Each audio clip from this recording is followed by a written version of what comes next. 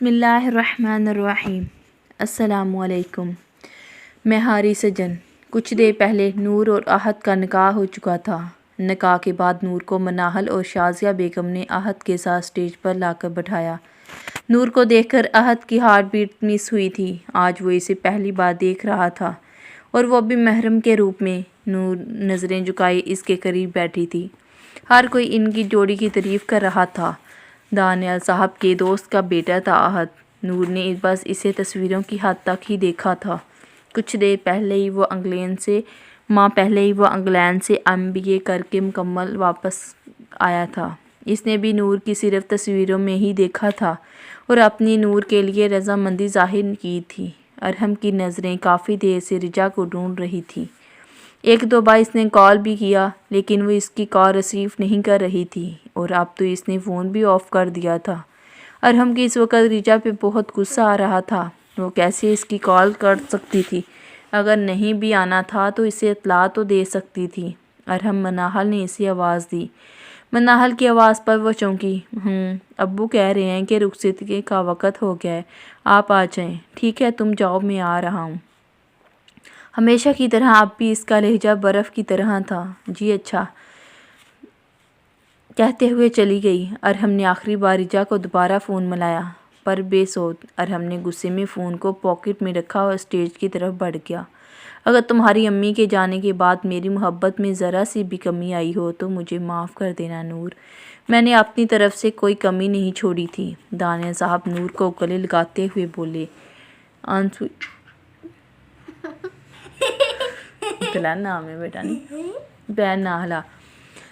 دانیال صاحب نور کو گلے لگاتے ہوئے بولے۔ آنسو ان کے رخساروں کو بھگو رہے تھے۔ نہیں ابو، آپ کی محبت میں کوئی کمی نہیں آئی۔ آپ نے تو مجھے امی کا بھی پیار دیا۔ اگر آج وہ زندہ ہوتی تو کتنا اچھا ہوتا ہے، وہ مجھے خود اپنے ہاتھوں سے رخصت کرتی۔ نور زاروں قطار رو رہی تھی۔ بس میری بچی، اللہ کو جو منظور وہی ہوتا ہے۔ بہت سی بچیاں ایسے ہی رخصت ہوتی ہیں، کوئی ماں بن ماں کے، کوئی بن باپ کے۔ چلے بس کریں ابو، خوشی خوشی رخصت کریں اپنی گڑیا کو۔ ارحم ان کے قریب آ کر بولا۔ حالانکہ ارحم کی آنکھیں بھی بھیگ چکی تھیں۔ نور کو صرف وہ بہن ہی نہیں بیٹی بھی سمجھتا تھا اور اس کی ایسے رخصت کرنا بہت ہی مشکل کام تھا اس کے لیے۔ میری بہن کا خیال رکھنا، احد بہت لاڈوں میں پالا ہے، شیشے کی طرح صاف دل ہے نور کا، اس کا کبھی دل مت توڑنا۔ ارحم کی آواز میں التجا تھی۔ بھائی آپ فکر مت کریں، اپنے سے زیادہ اس کا خیال رکھوں گا۔ احد نے اسے یقین دہانی کرائی۔ بھائی، نور نے آہستہ سے پکارا۔ جی میری گڑیا۔ ارحم اپنا چہرہ اس کے نزدیک لے کر گیا۔ میرے جانے کے بعد میری دوست کا خیال رکھنا۔ کسی کے گناہ کی صرف اسے اتنی ہی سزا دینی چاہیے جس پر اسے اپنے کیے کا پچھتاوا ہو، نہ کہ اتنی کہ وہ آپ کو اپنے رب کے سامنے گناہ گار بنا دیے۔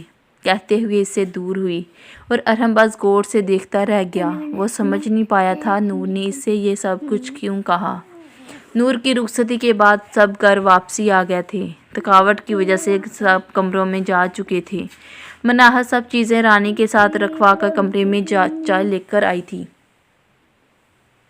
لیکن کمرے میں ارحم کو نہ پا کر اسے حیرانگی ہوئی تھی۔ یہ کہاں گئے سوچتے ہوئے الٹے قدموں باہر کی طرف واپس آئی۔ رانی بات سنو، مناہل نے جاتی ہوئی نور کو آواز دی جو شاید نیند میں تھی۔ جی، اس کی آواز پر وہ رکی۔ ارحم کو کہیں دیکھا ہے؟ جی وہ ٹیرس پر گئے، رانی نے آگاہ کیا۔ چلو ٹھیک ہے تم جاؤ۔ جی اچھا کہتے ہوئے مڑ گئی۔ مناہل کو سمجھ نہیں آ رہی تھی کہ وہ چائے کا کپ ہاتھ میں لیے سیڑھیوں کی طرف بڑھ گئی۔ ٹیرس پر پہنچ کر مناہل نے نظر دوڑائی جہاں سامنے ارحم بیٹھا کچھ پڑھ رہا تھا۔ روشنی کم ہونے کی وجہ سے وہ سمجھ نہیں پا رہی تھی کہ وہ اس وقت سر جھکائے کیا پڑھ رہا ہے۔ چھوٹے چھوٹے قدم اٹھاتی مناہل ارحم کے قریب آئی۔ اس کے ہاتھ میں پکڑی سورۃ الرحمن کو دیکھ کر حیران ہوئی تھی۔ پھر اسے نور کی بات یاد آئی۔ جب ارحم کا دل اداس ہوتا ہے تو وہ سورۃ الرحمن کی تلاوت کرتا ہے تاکہ اس کے دل اداس کو سکون ملے۔ آخری آیات پڑھ کر ارحم نے سورت کو چوم کر سینے سے لگایا۔ آپ کی چائے، مناہل آہستہ سے بولی۔ اس کی آواز پر ارحم چونکا۔ اسے تو پتہ ہی نہیں تھا کہ مناہل اس کے قریب آ کھڑی ہے۔ یہی رکھ دو، ارحم کی آواز تھکی تھکی سی تھی۔ مناہل اس کے قریب چائے رکھتے ہوئے خود بھی اس کے پاس بیٹھ گئی۔ نور کی یاد آ رہی ہے، مناہل نے ہچکچاتے ہوئے پوچھا۔ اسے یہ بھی ڈر تھا کہ کہیں ارحم اس کی پھر سے انسلٹ نہ کر دے۔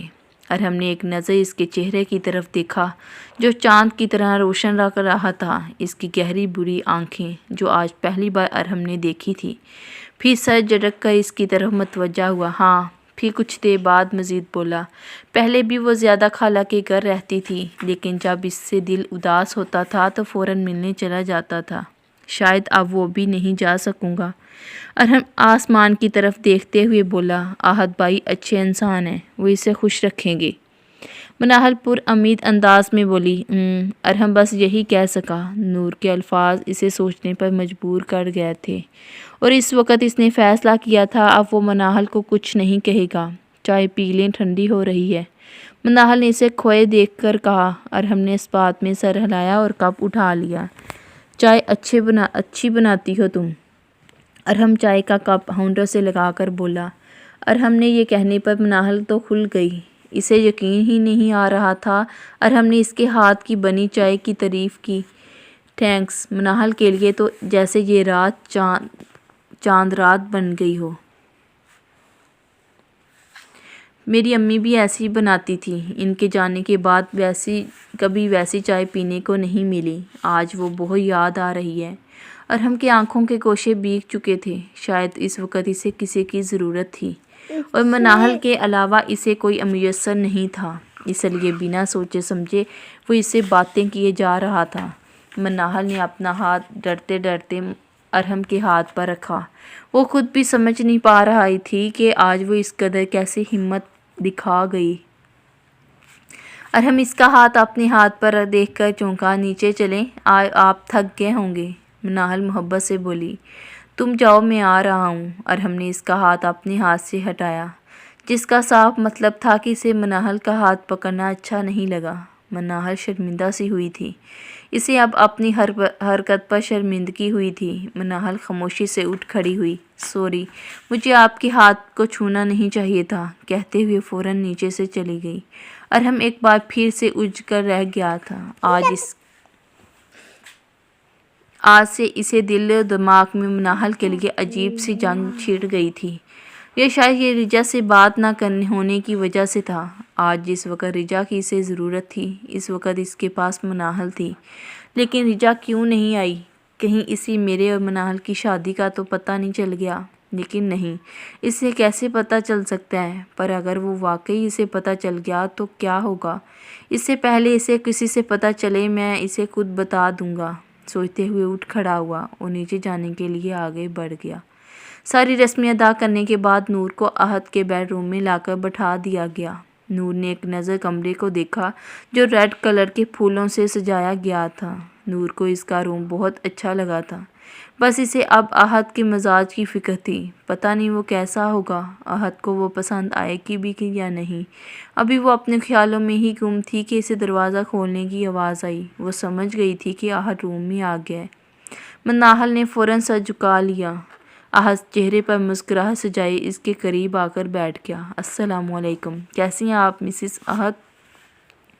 وعلیکم السلام، میں ٹھیک ہوں، نور نے ہچکچاتے ہوئے جواب دیا۔ ویسے تو میری اور آپ کی ارینج میرج ہے، میں آپ کے بارے میں کچھ زیادہ تو نہیں جانتا، سوائے یہ کہ آپ کو نیند جلدی آ جاتی ہے۔ لاسٹ ٹائم آپ نے فون پہ کہا تھا نا کہ آپ کو نیند آ رہی ہے، احد شرارت سے بولا۔ احد کی بات پر نور شرمندہ سی ہوئی۔ نہیں، ایسی بات نہیں ہے، مجھے بچپن سے ہی عادت ہے جلدی سونے کی، نور نے وضاحت دی۔ چلیں کوئی بات نہیں، شادی کے بعد تو لڑکیوں کو کافی عادتیں بدلنی پڑتی ہیں، بس آپ یہیں بدل لیجئے گا۔ نور بس یہی کہہ سکی۔ جی، آپ کی منہ دکھائی تو میں نے آپ کو دی نہیں، کہتے ہوئے اپنے پاکٹ میں ہاتھ ڈال کر ایک خوبصورت ڈبیا نکالی اور کھول کے اس کے سامنے رکھی۔ رنگ کو دیکھ کر نور کے ہونٹوں پر مسکراہٹ پھیل گئی۔ اب خود پہنوں یا آپ پہنیں گی؟ احد نے سوالیہ نظروں سے اسے دیکھا۔ اس سے پہلے وہ کچھ بولتی احد فوراً بولا۔ اب آپ خود پہنتی اچھی نہیں لگے گی، لائیں میں ہی پہنا دیتا ہوں۔ احد نے اس کا حنائی ہاتھ اپنے مضبوط ہاتھوں میں لیا میری ویڈیو پسند آتی ہے تو لائک کریں، چینل کو سبسکرائب کریں، بیل آئیکن کو پریس کریں تاکہ میری آنے والی ویڈیو کا نوٹیفیکیشن آپ کو جلدی سے مل سکے۔ اگلی ویڈیو تک کے لیے اوکے، اللہ حافظ۔ اللہ حافظ۔